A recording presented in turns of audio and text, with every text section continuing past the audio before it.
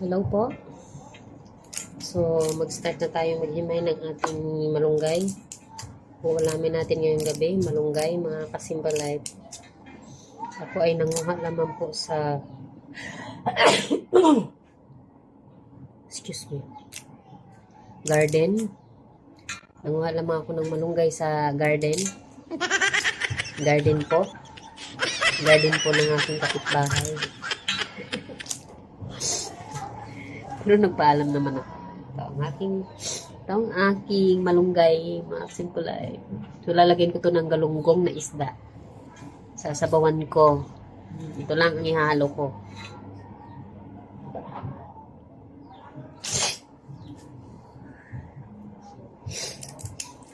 Namiss ko yung malunggay lang na dahon ng ilalagay. Kaya ito lang ang aking gugulayin. Ganito lang ako mag-himay ng malunggay. Magharos. Mabilisan. Oh, ganyan. Kayo ba? Paano kayo maghimay? Yung iba, ginaganyan maghimay. Yung walang tangkay. Ganyan. Para lang yun sa mga mayayaman ang paghimay na ganun na walang tangkay, may isamang tangkay. Ako, simple life lang naman. Kaya kasama na pati ano, oh. Yan, kaya ganyan ganyang klase ang aking paghimay. Okay?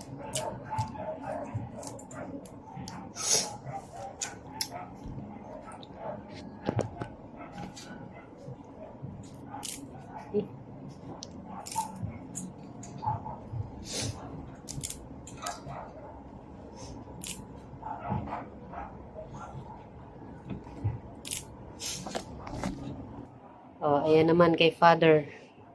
Iba naman ang kay Father. Ang kanyang lulutuin. Oh, so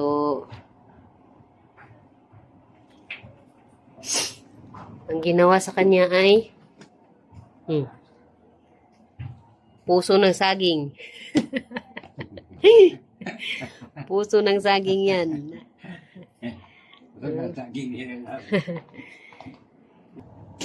Yun ang aking father-in-law, si Papa Ernie.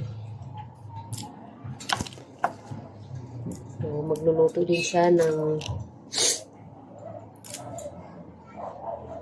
puso ng saging. Hindi ko alam kung anong menu niya, paano niya lutuin.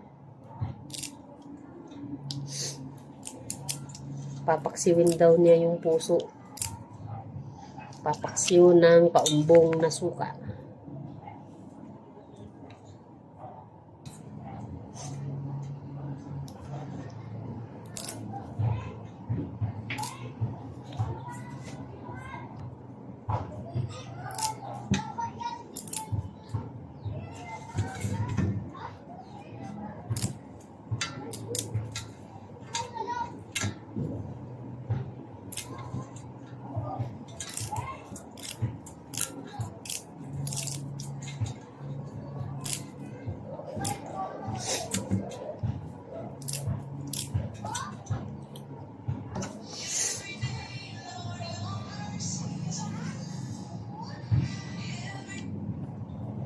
Thank you for watching. Bye-bye.